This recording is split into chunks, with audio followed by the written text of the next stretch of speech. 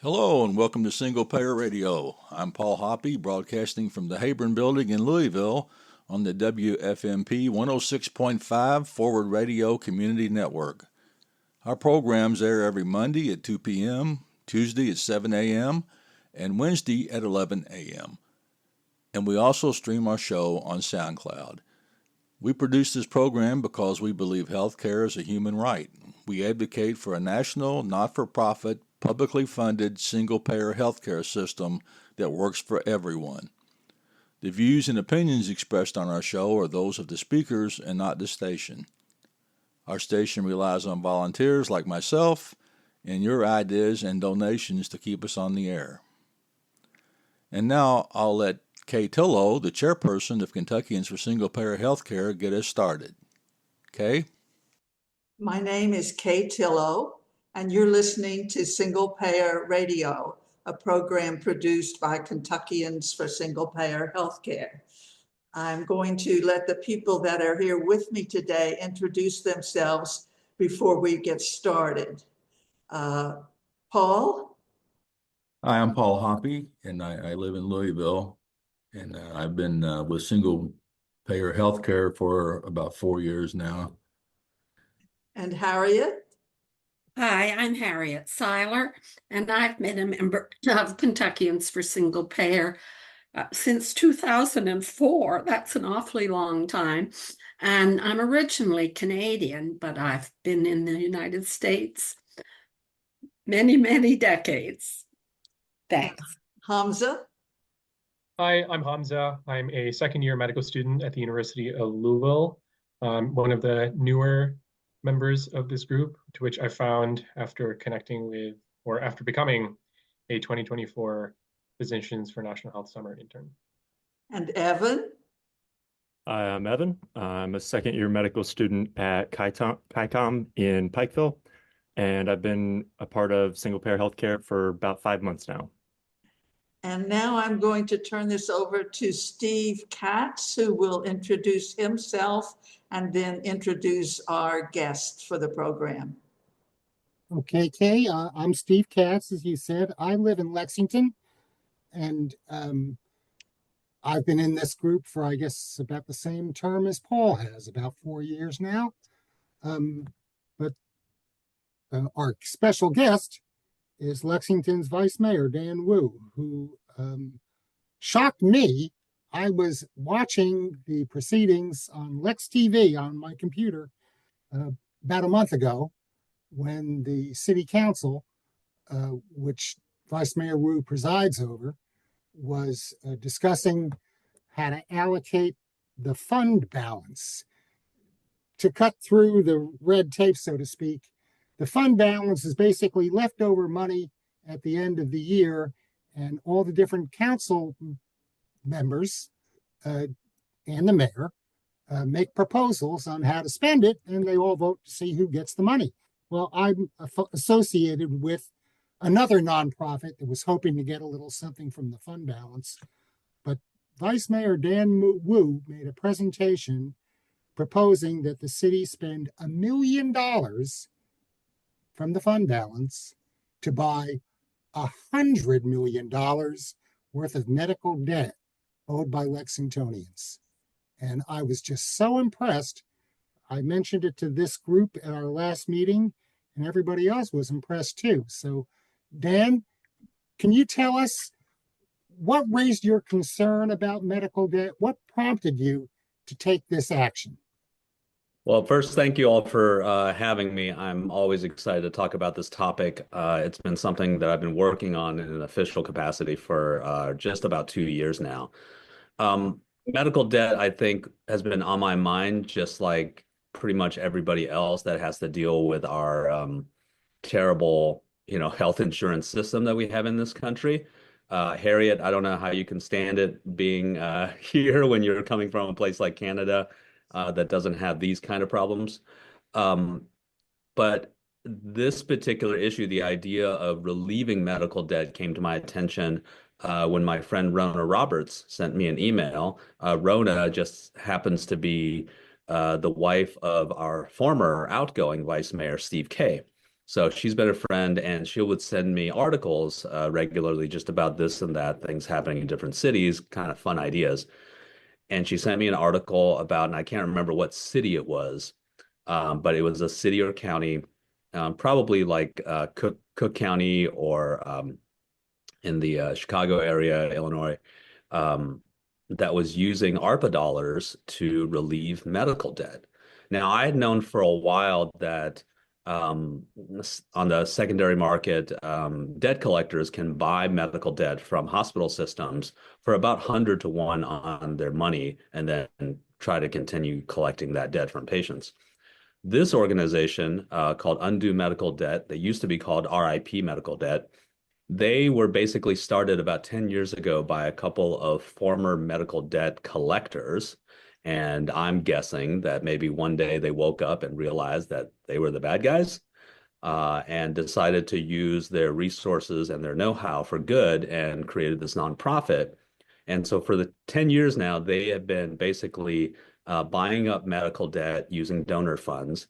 And then instead of collecting on it, they relieve it. So people would, benefiting from this would literally get a letter in the mail saying, hey, guess what? That $2,000 that you owe to Baptist Health, gone, relieved. And it's a pretty amazing system. And again, they're buying it for 100 to 1 on our money too. They do all the administrative stuff. They do all the negotiation with the hospital systems. The only thing they don't do is put up their own money for it. So they're donor funded. In the past, it has been nonprofits, church groups, community groups, literally just regular people getting together, putting together their money and buying up this debt. Only in the last couple of years has it attracted the attention of cities and municipalities, and now even states are kind of getting in on the action. So when I heard about it, it sounded like a really amazing opportunity and about the best return on investment you can ever imagine, getting 100 to 1 on your money. So I got in touch with Undue Medical Debt and been having conversations since then. I put an item into our Budget, Finance, and Economic Development Committee earlier this year to study it. And then I had an information session, I think late summer, where I invited a lot of community members, nonprofit organizations, and representatives from all of our major hospital systems, plus Lexington Clinic, all showed up to kind of get more information about it, just to get that community buy-in. And so it all led up to around October, late October, when I proposed using $1 million of our fund balance. And as Steve said, it's basically our surplus that we get to kind of play with every year. And I proposed using $1 million of fund balance money to hopefully buy up $100 million worth of debt in Lexington. And it was unanimously approved by council. And now we are in contract. We're about to go into contract with Undue Medical Debt, and off we go. Well, how does it work? Exactly who will benefit from this? How many people? Will they all be Lexingtonians? And how many, approximately? Yes.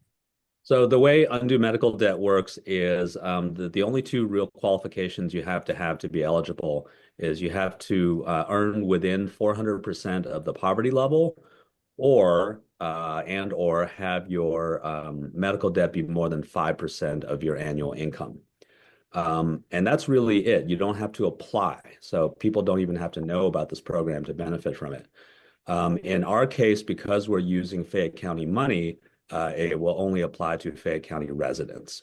So if it were another organization that didn't have that particular caveat, you can kind of target whatever group of people that you want for it. At this point, we go into contract with them, and then they would start purchase negotiations with the major hospital systems. So in Lexington, that's UK Healthcare, Baptist Health, and St. Joe, and probably some of the smaller players like Lexington Clinic as well. They would go into negotiations, figure out how much debt they have on hand, how much debt they want to sell, how much they want to sell it for. And then they would come back to us and say, hey, we reached a deal with such and such, and we need a check for X amount. They would buy up that debt, and then we would send out basically a co-headlined letter, a letter with undue medical debt on the letterhead and Lexington and Fayette Urban County government on the letterhead. And we would mail it out to all the patients who were having their debt relieved. And so one day you would get in the mail a letter saying that your debt is gone. A big part that we realized and we really wanted to do differently than what's been done in the past. In the past, a lot of folks have basically just kind of cut this check and relieved debt and kind of been done with it. We realized, and undue medical debt realized that medical debt relief, while it's a huge move, it's still a Band-Aid. It does not relieve the underlying problems that cause people to enter medical debt, right? Those are health issues, those are economic issues, there's some educational issues as well. So what we don't want to have to do, and I do not plan on asking for this money year after year to keep slapping Band-Aids on, so to speak. What we want to do when people receive these letters is also receive a resource guide that can connect people with all the ways that they can access free and reduced healthcare here in Lexington, get help signing up for Medicaid, Medicare, get help with financial education, all kinds of different other resources that already exist in the city.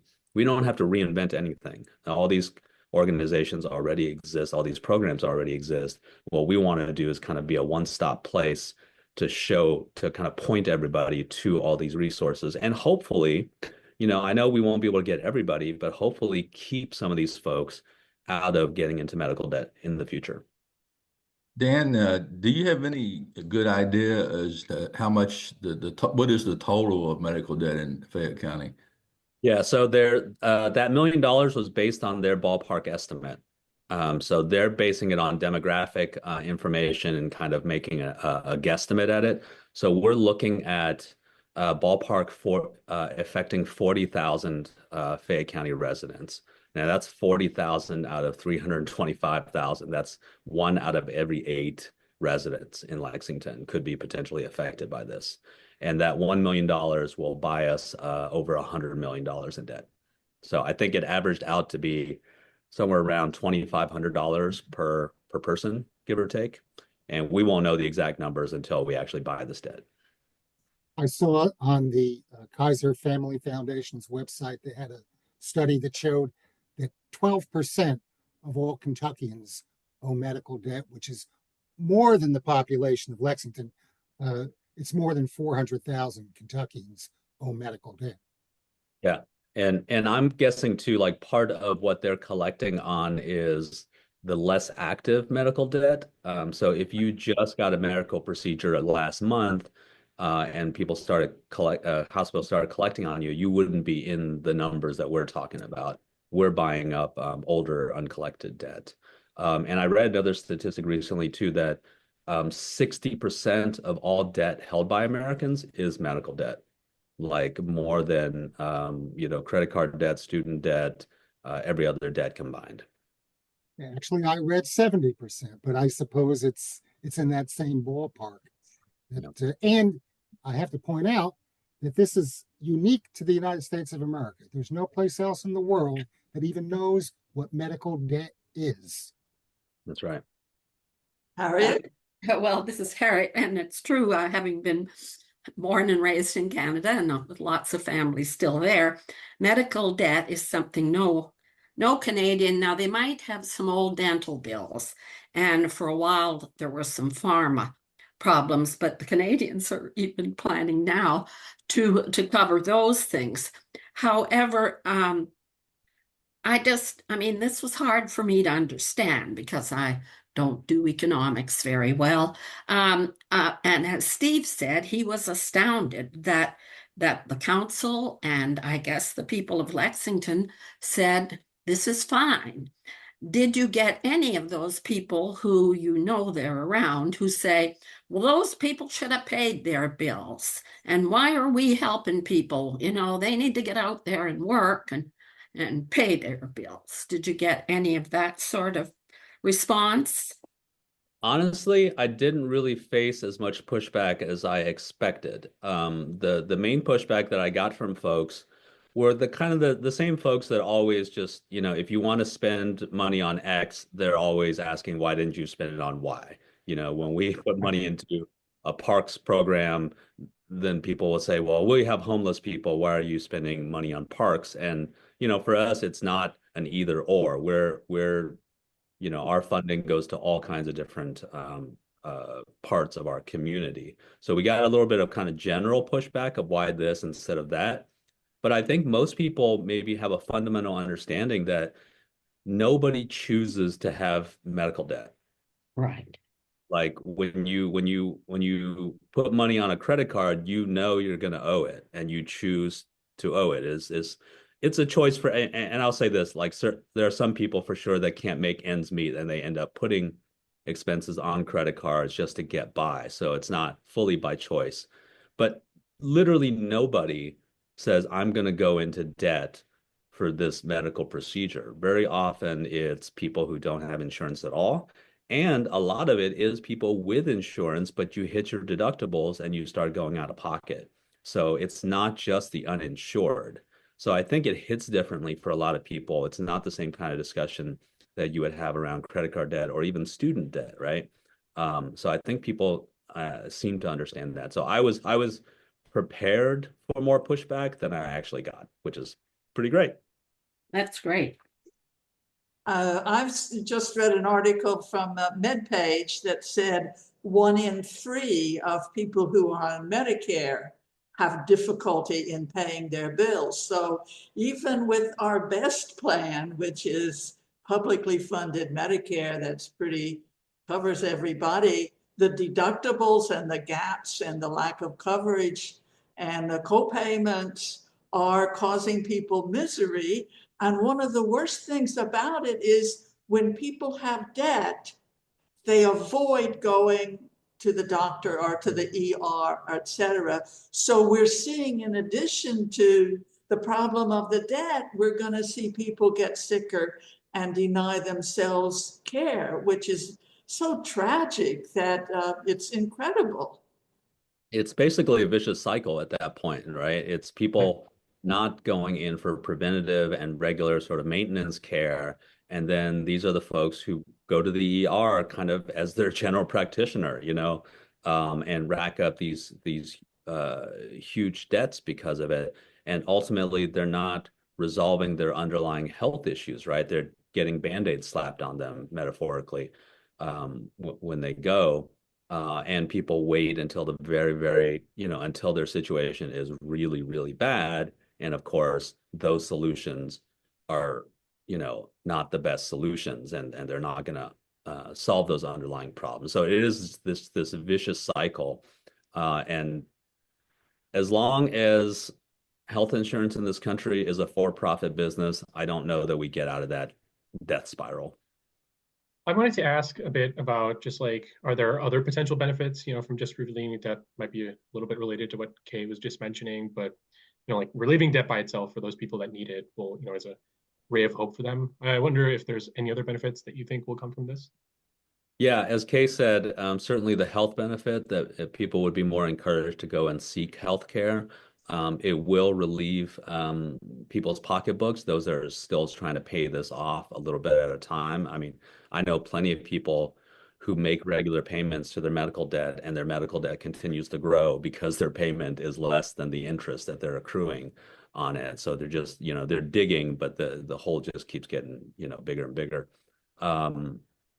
The other part is on credit score. Now, I know the Biden administration had proposed removing medical debt from credit scores. Last I saw, I don't know if that has fully gone through, and I don't, and again, any kind of executive action we know can be easily reversed. So that's not a guarantee either. I think it's a great move for it to be removed from credit scores.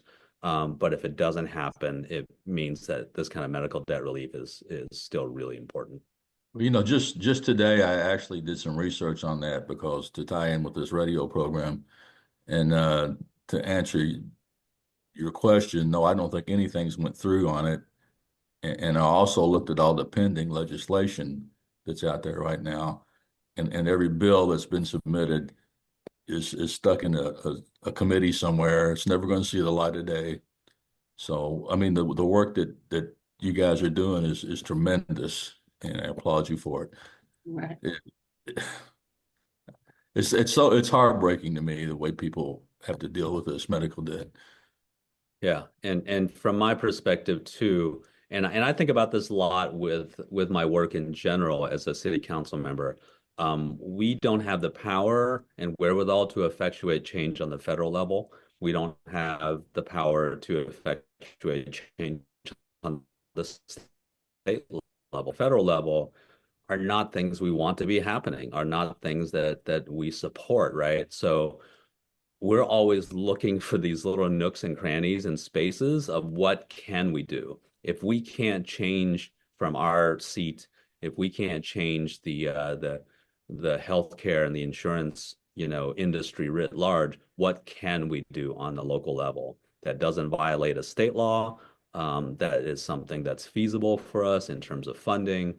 What can we do? So when I saw this idea of medical debt relief, I was like, oh, this is definitely something we can do. You know what I mean? Like $1 million is a lot of money, but in the context of a city budget is very, very doable. And so we're constantly looking for those places where we can really make a difference. Because you're right. I mean, it's a huge, huge national problem. And Kentucky, in particular, Kentucky, as we know, is one of the poorest and sickest states in this country, right? So we get more disproportionately than a lot of other states. Right. And we're facing something that's called the unwinding of the Medicaid, which means that the special features that didn't question people's coverage that were put into place during the pandemic are going away. And we're going to be seeing people who are no longer automatically renewed, but they're again questioned. And when people are questioned about that, and there's they've estimated that something as many as 15 or more million nationally will be pushed off of the Medicaid rolls. And then on top of that, we're seeing something similar with the subsidies that have been going to people who buy on the exchange. And unless that is renewed in 2025, I think, then that group of people will either have to pay a lot more money or will be pushed off. So we really are faced with the situation in which we're going to see growing numbers of uninsured people. And how will we cope with that? Yeah, and this whole structure frustrates me because it's not like when we stop funding these sort of social safety nets, it's not like the problem goes away. It's not like the people that we're suddenly not paying for just disappear off our rolls. They will continue to be here. And for me, even let's say hypothetically that we didn't care about people's health. Let's say all we cared about was the fiscal health of the government, right? Even if that was your only motivation, if you don't make those kind of investments in people, it's going to cost you more money in the long run to chase after the negative health outcomes. You know what I mean? It's still, those folks are going to be a bigger burden on the system than if we were supporting them in the first place. So even from a fiscal responsibility point of view, I think it behooves us to make these interventions and have these supports in place for people. Vice Mayor Wu, what other places have done this, and how does Lexington compare with them as far as the investment that we're making here? I Sure. say we because I'm a Lexingtonian. That's right. I've got Undo Medical Debt's website pulled up, and it's a pretty short list, so I can just go over the whole thing with you. Akron, Ohio, the state of Arizona, Cincinnati, Ohio, Cleveland, Connecticut, Cook County, Illinois, the state of Illinois, New Jersey, New Orleans, Oakland County, Michigan, Orange County, Florida, St. Paul, Rhode Island, Toledo and Lucas County, Washington, D.C., and Wayne County, Michigan. And that's it. That's the whole list so far of people. I think these are folks that are either in contract or have already done the medical debt. So we're not on there yet, but hopefully we will be on that list in a few weeks. In terms of our sort of figure, it varies. There are states that have relieved more. I think their first partner was Cook County, and let's say Cook County, Illinois, they have erased over $280 million worth of medical debt. So they invested at least 2.8 million from that figure. But there have been places that have done smaller figures as well. So I think we're kind of right in there. I would probably say it's relatively proportional to the population of these cities. So I imagine New Orleans probably had a bigger, investment than a city that would be smaller than us. Akron is probably comparable to us. But that's just my guess. Well, certainly Chicago, Cook County, they're a lot bigger than Lexington. That's right. Right? One of our people here on this call, Evan Hawthorne from Pikeville, told us that he's looking into this for down here in Kentucky. Is that right, Evan? Yes, it is. I have been in contact with Undue Medical Debt as well. And I've got the idea. You mentioned Akron on the list of places that's already done it. That was one of my friends from undergrad.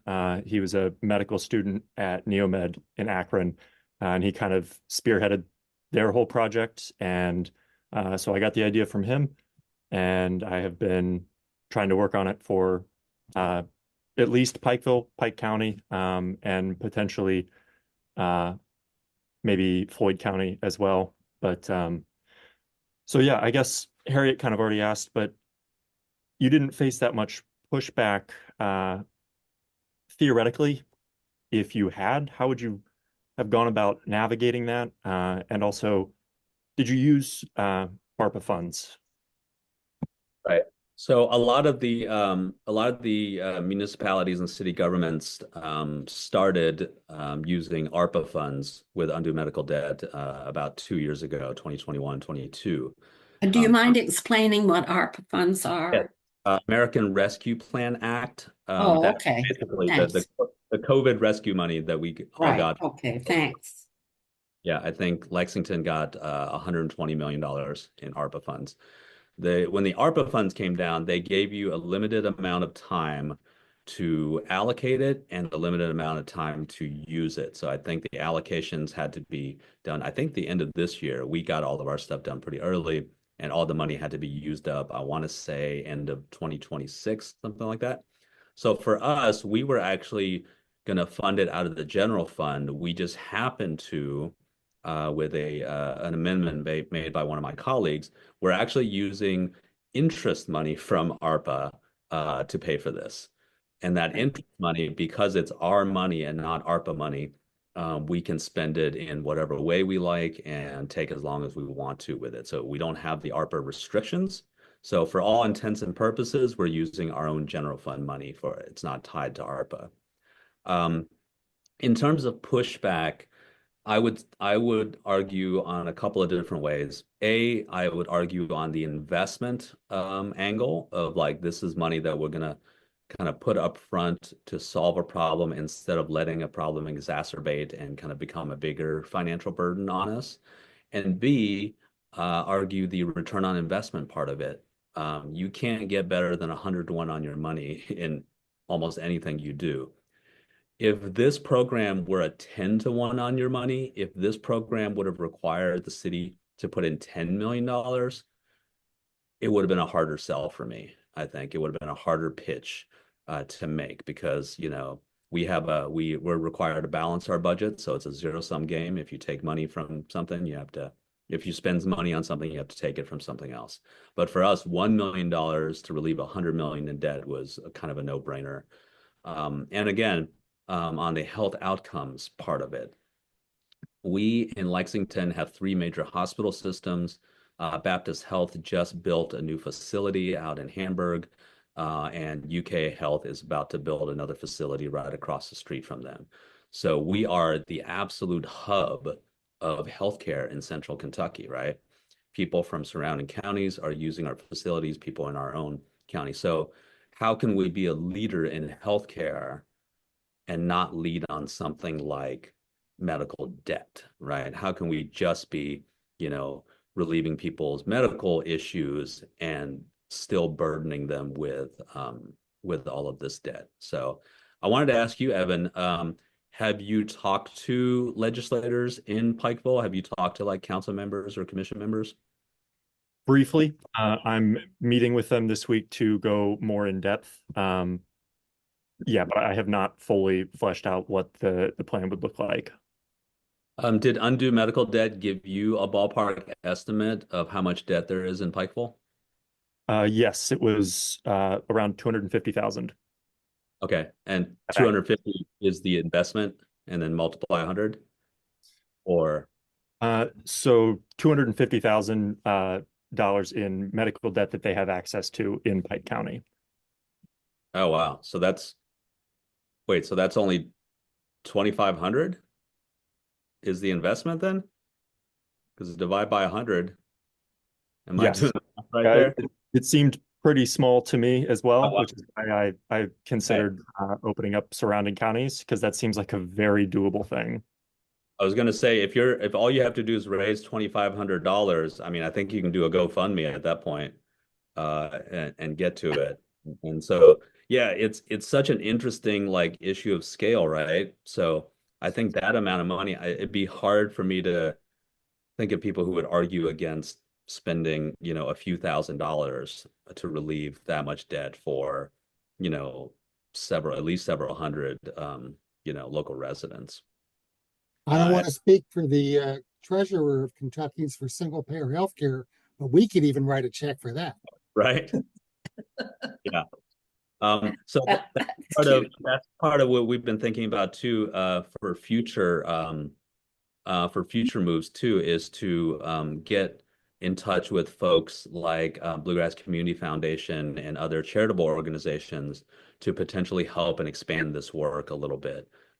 As we said, like we're using city dollars, so we can only use it for, our residents. But if we wanted to help people from surrounding areas, there are partnerships that I think can happen, public-private partnerships between local governments and charitable organizations. It Go ahead. occurs to me that maybe in Pike County, Floyd County area, the dependence on Medicaid is probably responsible for the lower amount of debt that's out there. Well, I kind of have a question that it's maybe related to that. Does undue medical debt, do they give you sort of a report on which debtors, I hate that word, but which debtors were not served, were helped? For example, like we recently heard that some hospitals are going to make young mothers or young parents prepay a maternity, a delivery. And so do you get data back that said we helped X number of people under the age of 20, under the age of 30, or on Medicaid? I mean, the data that you get back, I'm sure there's a limit to. And Yeah. they don't want to reveal names, do they? No names would be revealed. Correct. Yeah. We wouldn't violate HIPAA anywhere there, but I think they do collect that data. I am very, very interested in seeing what that data looks like, because I think it would also help inform our other social services and the way we look at helping our constituents in Lexington. If the data came out that people of a certain age were more likely to hold more debt than people of a different age or gender, or on, based on race, based on even parts of town. I think that would be really interesting to see. Right. We already know- Right. Race has been a factor in this. Absolutely. Race is a factor in pretty much everything that we measure in America, and race overlaps, sometimes almost completely with socioeconomic status, with redlining, with all kinds of other factors. This country has systematically, oppressed people in very different ways, whether it's through medical health or through, lack of home ownership, lack of education, all those things. So they're all going to map on top of each other. We already know that. I am very, very interested to see the stats that we get out of it. Another thing that happens after folks get medical debt relief is they will often write letters into undue medical debt to say like, hey, you've really helped me out. You've improved my life. Here's my story. Here's what happened to me. Here's why I got into this debt. So I'm also really, we have the quantitative data, right? But I'm really interested in that qualitative part of it as well, of people reaching out to us and telling their stories.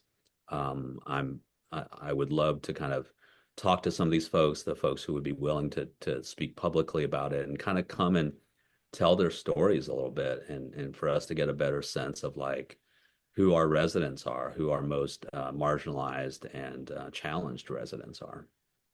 I think that that's really important because for me, the thing that I find most compelling about this work is that it shines a light on the crisis that we have in the country.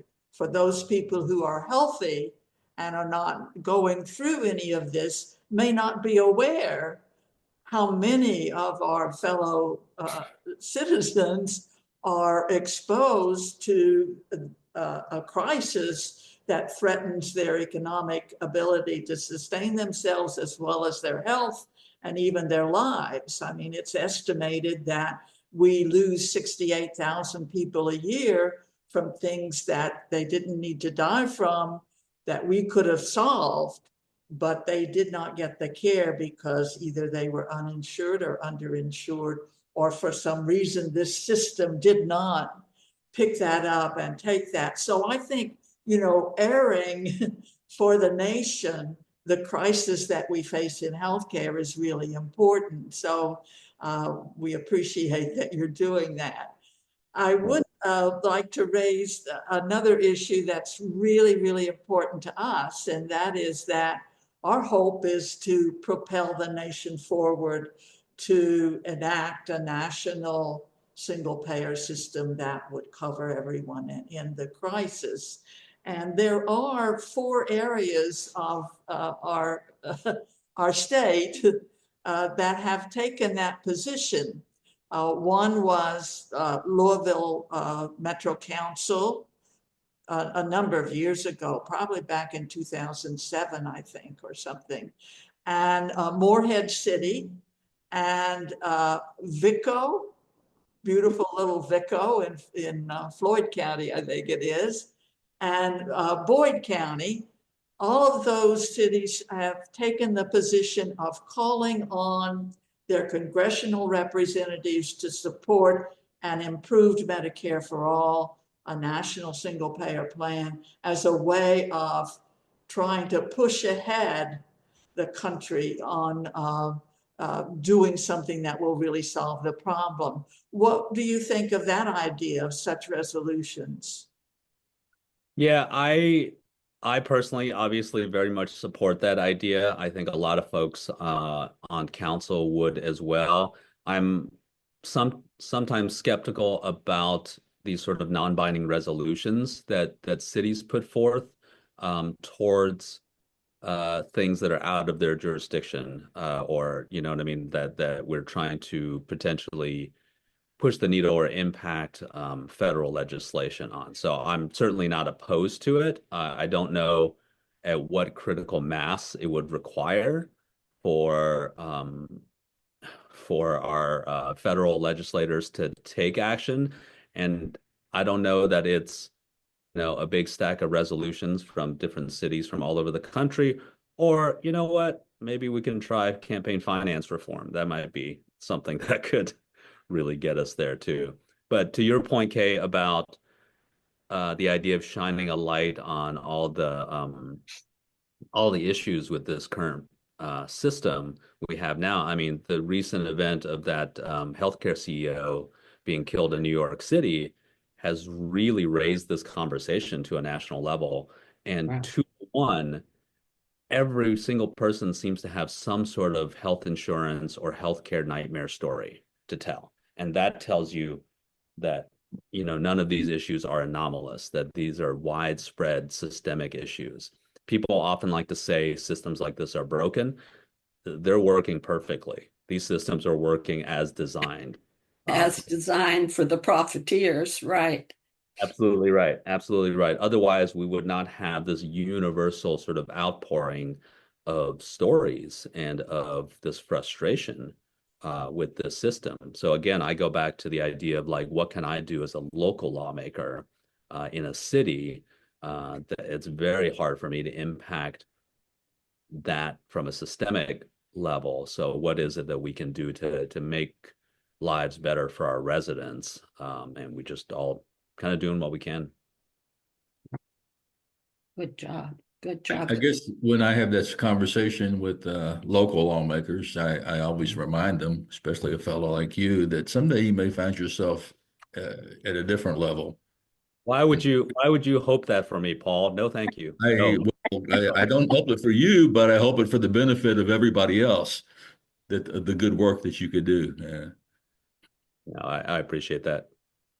Well, the one I tried to do a little bit of reading and read about a family where both parents were insured, and when they sort of started, and they had 4 children, I think, everybody pretty healthy, and then all of a sudden they were hit with a whole bunch of medical situations, and their deductible was $6,000.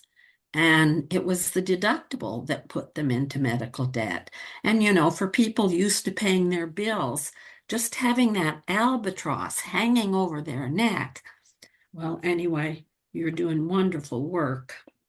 Yeah, it's really, I mean, this issue is tied with so many other issues in our country. When we think about homelessness, so many families are one medical crisis away from being out on the street.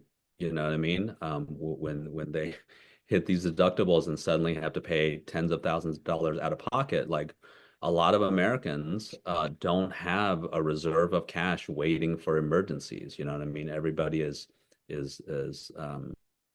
budgeting, as hard as they can on it, and so these kind of issues end up rippling out to other issues, into unemployment, into homelessness, into substance use disorder, exacerbating mental health, exacerbating, domestic violence, child abuse, just kind of everything.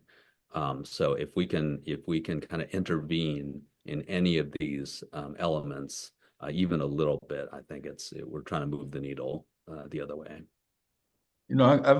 I have an acquaintance. I certainly won't call him a friend but he's here in Louisville. He's a venture capitalist, and he has gotten into buying credit card debt. Now he brags about the fact that he can buy it for 7 cents on the dollar. So I'm curious why the medical debt would be so much cheaper per se than credit card debt. That's a great question. I don't have an answer there, but yeah. What do you say to your friend when he's bragging about these great deals that he's getting? I don't acknowledge it. It's just a parasitic vocation, and it's like that's what's wrong with our system, our society today, is that. So like I said, I don't call him a friend. He's just someone that I happen to know. Yeah. He's going to hear you on radio now, Paul. If he wasn't, this guy would never be listening to community radio, never. With the outpouring of stories that have erupted in the wake of the assassination of that healthcare CEO, it seems to me clear that there is a base of support within our country that could propel national legislation to solve the problem, and that we just have to find a way to put it into motion in a way that will impact the nation politically, because clearly this is not a problem that the other wealthy nations have.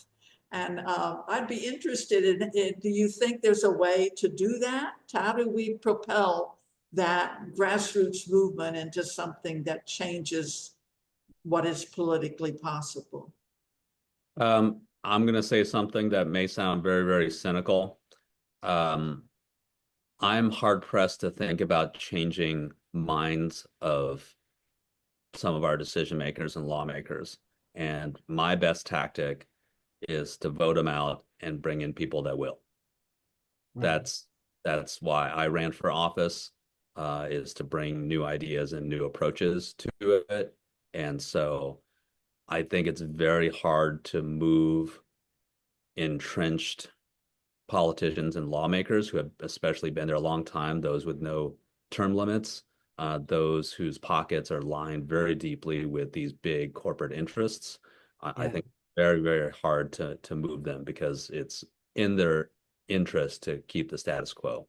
So I say try to cultivate, candidates, grassroots candidates, put support behind them, put party support, non-party support behind folks, help get people elected, especially on the local level, and then moving up into the state and federal levels. Again, Vice Mayor, that's someone like you.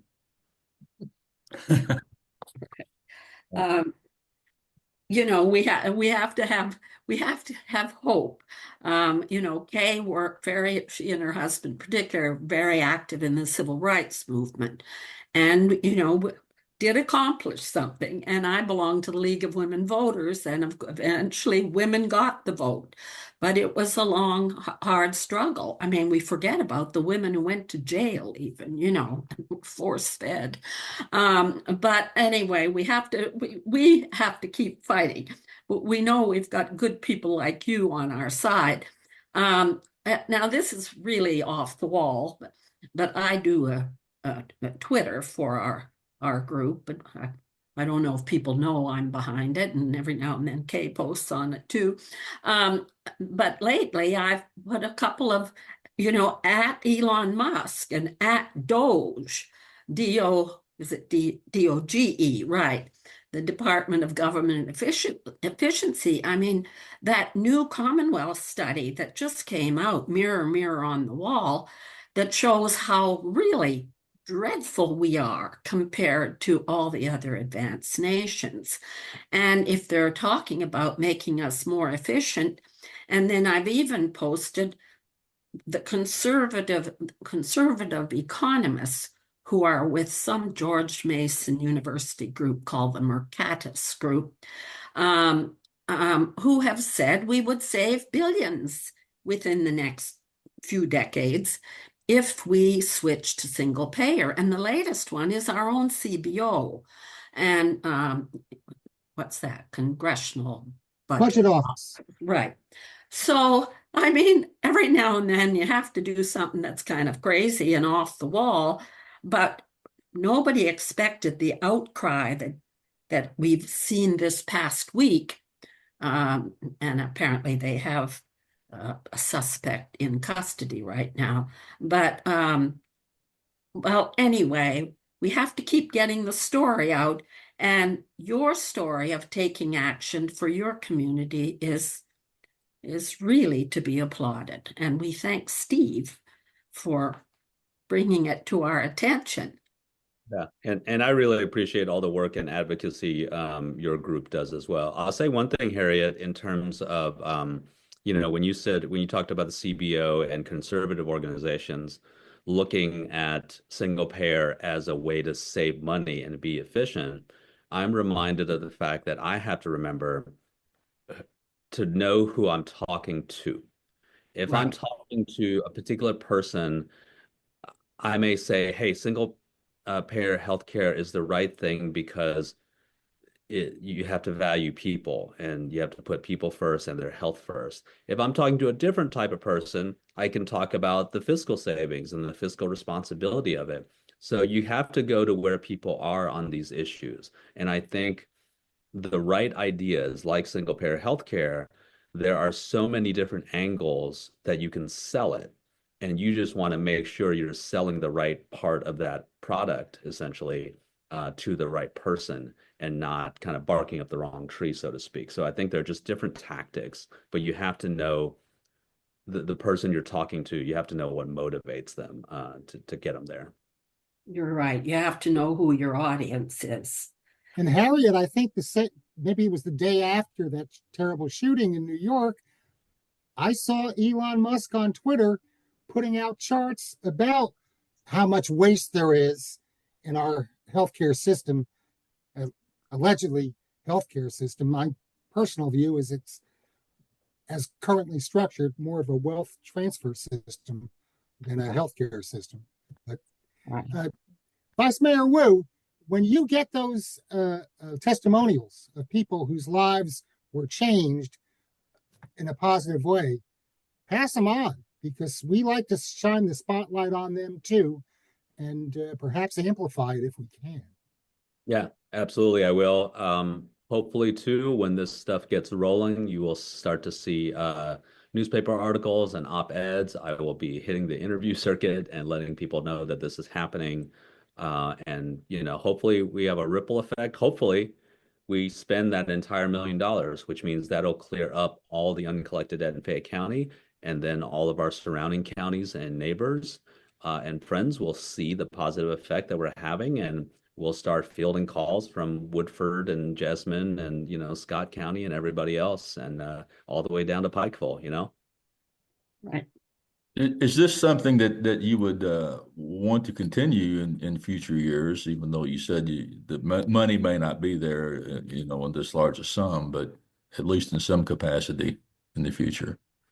I don't think so at this moment. I don't think doing regular debt relief is the solution, because it is really just slapping Band-Aid after Band-Aid after Band-Aid on the same problem. We want to address some of these underlying problems, but I'm hoping that this will get enough attention that we can kind of really have this conversation and really talk in a more robust way about what are the ways we can address the underlying issues. How do we get people better healthcare, freer healthcare, or free healthcare?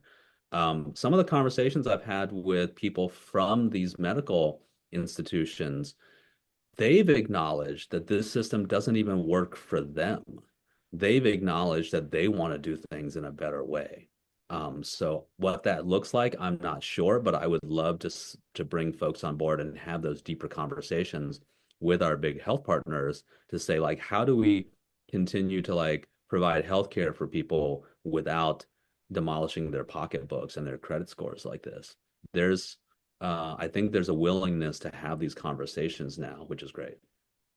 Right. Well, we're always looking for people to come on and do our radio program. So if you run across anybody that you think might be beneficial, please send them our way. Absolutely. Well, and another thing I read is you can't just raise your hand and say, Vice Mayor Wu, will you abolish my debt? You can't make up, I'm very worthy and I'd like you to abolish my debt. No, it has to be a kind of community-wide thing. You don't sort of, and somewhere I read, I don't know if we have time to discuss this, too, something about difference between newer and older debt. Yeah. So is it better for you all to buy We're working on undue medical debt as an organization takes on older debt. I'm not older entirely debt? sure Okay. what the age range is of that debt. And again, the city of Lexington and city council, we're not picking and choosing winners and losers in this. Undue medical debt has a pretty strict criteria by which you can be eligible, and then it's a matter of those negotiations with the hospital systems in terms of how much they want to sell for how much. Thank you. I think the work that this will do in Lexington will certainly serve as a model for a lot of the surrounding counties. My question is do you think that this is something that the state maybe should eventually take on? I know you mentioned Arizona did it as well.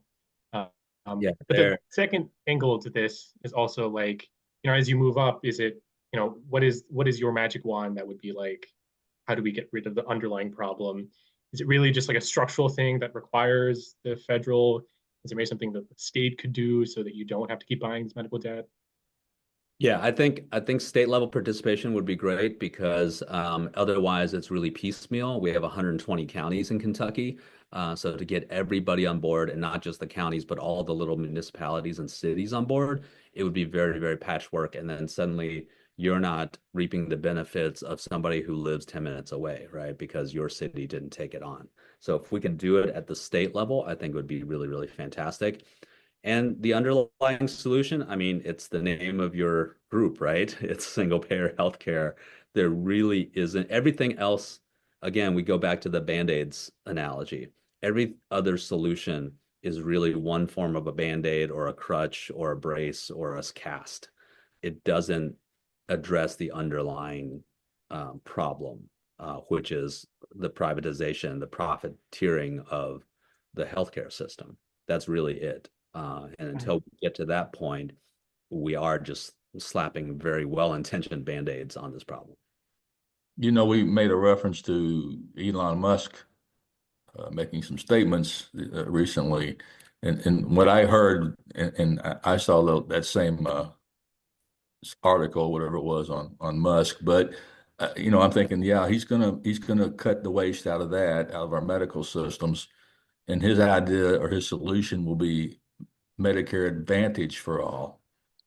I And don't know if that, did he say that or did that come out of that project 20? Dr. Oz, Yeah. Dr. Oz, Trump's nominee to head Okay. CMS, was a proponent of Medicare Advantage for all. Which would be, in our opinion, disastrous because it supports the for-profit insurers. And a lot of the people that have medical debt have Medicare Advantage. Well, that's what we want to see, those data, don't we? Yeah, it's hard for me to take at face value or take in good faith really any recommendation from this this administration as it's building. I mean, it's really like he's putting together like America's biggest oligarchy at this point. And so it's impossible for me to take on good faith, even not knowing the facts of each of these proposals. Just the fact that they're essentially all coming from millionaires and billionaires makes me pretty skeptical. right, you mentioned earlier the oppression of demographics, certain demographics, and this incoming administration has made it pretty clear they're only going to intensify that. This is Kay Tillow. You're listening to Single Payer Radio.